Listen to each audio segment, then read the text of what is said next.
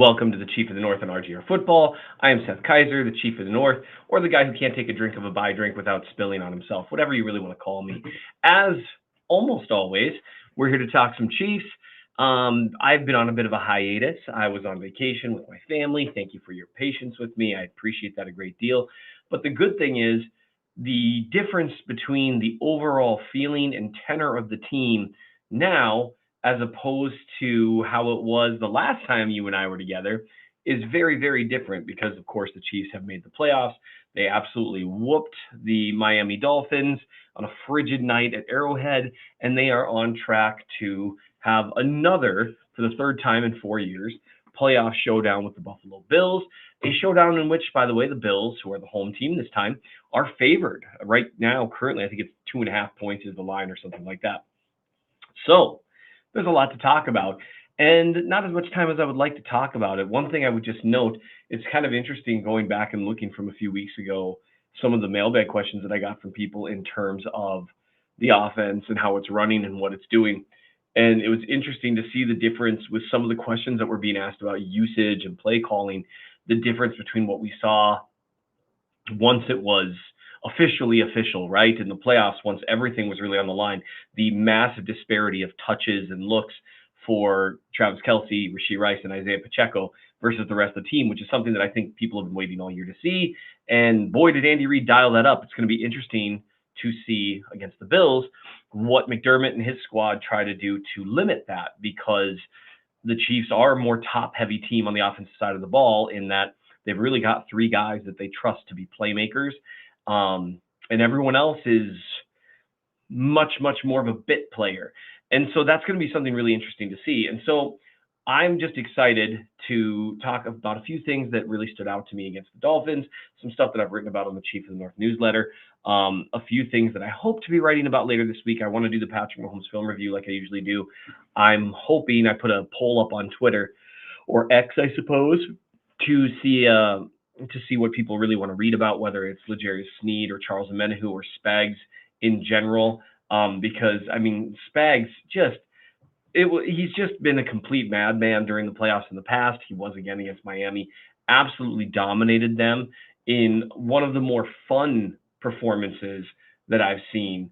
And that's so it kind of made the rounds in terms of online with the dots. They're called, where people were looking at what the dots look like on the field during the game. But this is just one of I'm just going to start off with this because this is just one of my favorite snaps ever. It has nothing to do with most of what I'm going to be talking about the rest of today. But so right here at the snap, so this is what the Chiefs are showing pre-snap. This is one of my favorite snaps against the Dolphins. It was the pick. Now, the coverage didn't necessarily lead to the pick, but it led to something. I want to talk about Spags here in a second. And again, it's just something that stood out to me, something that I really want everyone to take a look at because it's so much fun. And then we'll get into some of our usual stuff that we try to do. So this is Tua trying to read the defense pre-snap. I want you to watch the safeties here, okay? So the safeties, they're initially showing a too-high look, right? And then as Tua is scanning the field here, they shift here. They put Shamari Connor, where he's playing a single high, and Mike Edwards looks like he's sliding into something of a robber role. Doesn't look like he's moving into any kind of man coverage look here, because when you look at the position of the tight end, you also have what look like man coverage looks right here. And so what I'm assuming Tua is thinking, oh, they're going to switch to some kind of, middle field closed look with maybe some man coverage here. Well, you know what that means, and you see him looking at the safeties here. Well, what that means from his point of view, once he motions the running back over, especially to try to completely overload this side, is that he's going to have a mismatch. He's going to have Tyreek Hill alone in space against L'Jarius Sneed, which, by the way, L'Jarius Sneed did quite well against Hill, but anyone's a mismatch against Tyreek Hill when it's single high coverage. So he's going to be able to go down the field, right? Well, no. As the ball gets snapped, it's like reverse ring around the rosy, like it was on offense last time. This time it's the defense doing it. As the ball is snapped, Edwards and Connor rotate again, this time into a two deep look. And so you see Tua starting off his first read here is to Tyreek Hill because he thought that he was going to have wide open spaces over here. But instead, he's got a safety over the top who can drive on any throw. It's just so much fun. And so because of that, he has to pull the ball down and go the other way. In the meantime, and this is what's so crucial, the Chiefs talked about this after the game, that they felt that Tua was a different quarterback when he had to pat the ball, when he had to take an extra moment, when the coverage wasn't what he saw pre-snap. And that's exactly what happens here. So he's got to pat the ball and come back. Well, the thing with having to go to your second read, especially when you're surprised by what you see, is it takes time. And that time allows for a pass rusher to get into the pocket and make the throw uncomfortable. Now, in the meantime, you do have some man looks here, and one of his receivers actually does create some separation here, and he's able to make an uncomfortable throw that, in theory, could have gained some yardage here. It's basically, there's two-man deep, but man coverage across the board. And so this receiver winning should present an opportunity, but he's making the throw flustered. He's making it under pressure from multiple angles, and he just makes a poor throw. And because there's two safeties deep, there's a guy right over the top to intercept it. But just watch this motion at the snap. This is hilarious to me. I have watched this so many times and watched them just go round and round and round. And it is the funniest thing. You can even see Hill, who reads coverages post-snap as well as any receiver in the league. Every time I watch this, he's starting to take off, and you actually see him hesitate on his break over here when he's like, what are they doing? And it is the funniest thing because he thinks, just like Tua does, he thinks he's going to get a free deep shot here, and he doesn't. And he tries to adjust his route, but it's too late. Anyway, now again, the receiver ends up creating separation on his own here from the slot, which is good for him. Well, yeah, it was from the slot here.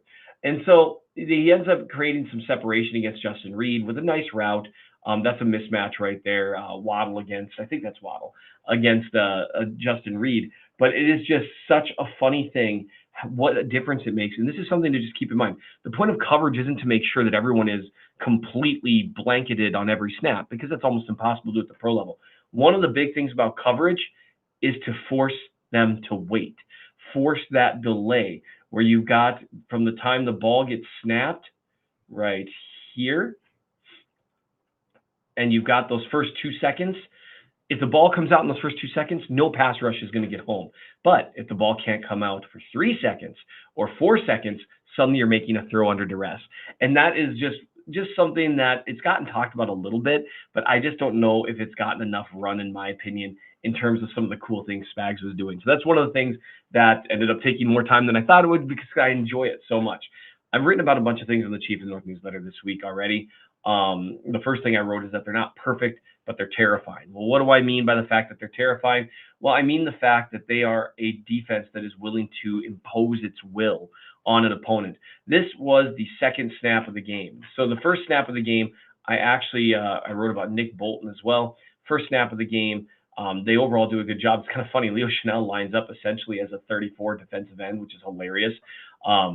Bolton fills his gap perfectly, and the run goes nowhere. There's good pursuit on the backside there. The second snap of the game, they run blitz Willie Gay Jr. just right into the left tackle, who is not ready for that kind of violence. And you saw that throughout the evening. There's basically nowhere for the running back to go. And again, the pursuit gets home, and it's stuffed. And so their very first possession ended up being a 3rd and long. And so one of the things I wrote about, the first thing I wrote about, actually the night of the game, was the Chiefs were continuously the aggressor in really tough conditions. And they identified Miami as a team that couldn't handle it. And what's interesting to me is that over the years, the Patrick Mahomes Chiefs have had a certain kind of style. And bully ball generally wasn't part of it. Yes, the defense has always got better in the playoffs, but they were not a, hit fast, hit harder, and then hit them again kind of style of team. But that's exactly what they were against the Dolphins, and the Dolphins just flat out couldn't handle it. Even early in the game, you could see on one of Pacheco's first runs, the Dolphins just were not there to deliver or take the same types of hits that the Chiefs were willing to deliver and take. And it was just throughout the game, snap after snap. Rashee Rice, which this was a great zone-busting play by him, fighting for extra yards. You saw it multiple times when they tried to test them in different ways horizontally. Trent McDuffie just wasn't having it. It was one of the most fun things that I've written about all year, was the fact that he is, I'm sorry, I've got people in my office giving me a hard time. it is one of the most fun things to do is watch your team impose its will on another team. And the reason that that should be terrifying for opponents is it's demonstrative. I could watch this all day. It's demonstrative of their ability to play any style of ball. It's just not something that teams are accustomed to dealing with. Shout out to Clyde Edwards-Helaire, by the way, for a couple of nice carries or a couple of nice catches when fighting for extra yards. It's not the type of ball that people have expected the Chiefs to play or succeed with. And I just loved watching it. As I'm recording right now, I have got a text. I just got to make sure that I don't have to leave right this second. One thing I want to talk about very quickly. I don't have a lot of time today, unfortunately. The second thing I wrote about this week was Nick Bolton. And here's what I basically wrote about. You can check it out on the Chief of the North newsletter, mnchiefsfan.substack.com or bit.ly/SethReallyHatesMoney. Bolton played, I think, probably the best game of his career on Saturday. And he did it in a way that he did not allow himself to be exploited in terms of some of the weaknesses he's shown at times in space. Miami tried to attack that a few times, and he did a terrific job against it. He was a big part of helping contain Miami's rushing attack on several plays, but he also, and much more importantly, was a big part of containing Miami's screen game on some really crucial snaps. One of my very favorite was, as I'm talking about here, it's late in the third quarter, 3rd and 14. The Dolphins really need to convert here, right? This is one of their last realistic chances to come back. They try to dial up a screen, and you see Nick Bolton, who starts off right here. Essentially, he starts off playing a little bit of zone from the looks of it to where he's heading towards the hash to take away that quick underneath throw. Or maybe he's playing man and he's just kind of mirroring the movement of the running back. I can't quite tell based on his movement, but he recognizes the screen and he gets ahead of this blocker. And the reason that's important is this is actually a really well-designed screen that's designed to get the running back with momentum heading back across the field with everyone else gone except for one Chiefs defender with a blocker in the way. And you can see how this is designed to pick up a chunk yardage if he was able to go right this way, move laterally a bit and then hit the boundary, assuming that the one defender in space, who, by the way, is George Karlaftis, who can't hang with a running back in space. The idea there is to gain big yardage, and it would have if Bolton didn't recognize, close, and finish. Shout out to Justin Reed for identifying it as well and trying to cause a little chaos. Good on him for doing that. He helped slow down this blocker, but this is a big Nick Bolton play. He made a few plays like that in space and again, this is a pivotal moment. This is a 3rd and 14. This is in the third quarter. It's one of their last chances to really make a game of it. And not only does he stop it, he stops it so short that going for it isn't really an option. If it was 4th and 3, 4th and 2 at that point, they probably would have tried to go for it given the game circumstances. But because it was, 4th and 12 or 4th and 13 or something, they couldn't even consider it.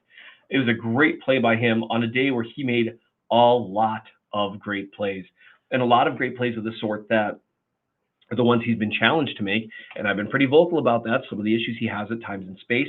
It's one of the reasons I've championed for Drew Tranquil being on the field more. But you get a play like this where he IDs quickly that they're going to do essentially a quick screen to Hill. He identifies it quickly, so he's not taken by surprise by Waddle's block here, swims right past him, and stuffs Hill at the line of scrimmage. And you can see here, like L'Jarius Sneed identifies it, does a great job squeezing the play inside.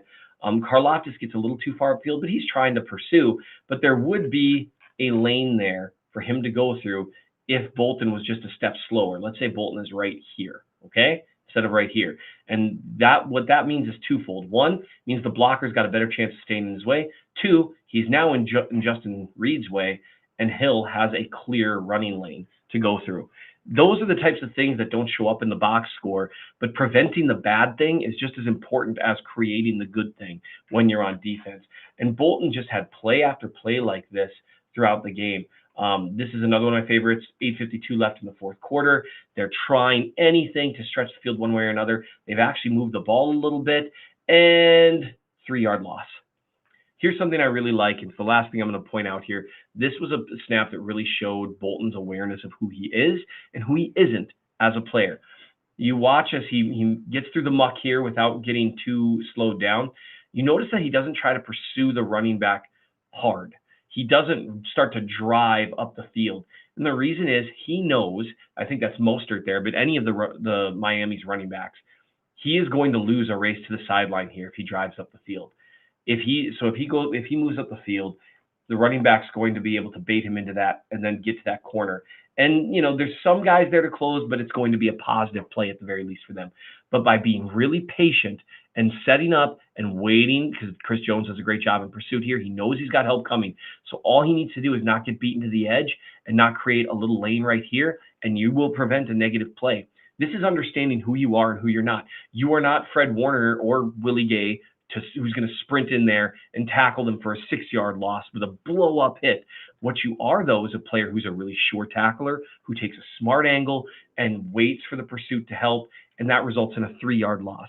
This is a great self-aware play by Nick Bolton, and another impact play. It was just snap after snap in this game. There were multiple ones. Here he ended up stopping a Tua scramble on 3rd and 5, and he stopped it so far short that he couldn't even think about getting to it.